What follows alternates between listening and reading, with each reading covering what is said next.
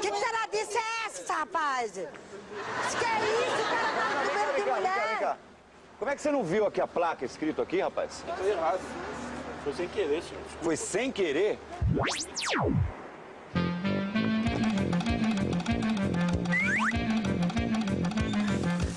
Ai, moço, que é isso? Da égua. Ai, mijar no lugar de mulher?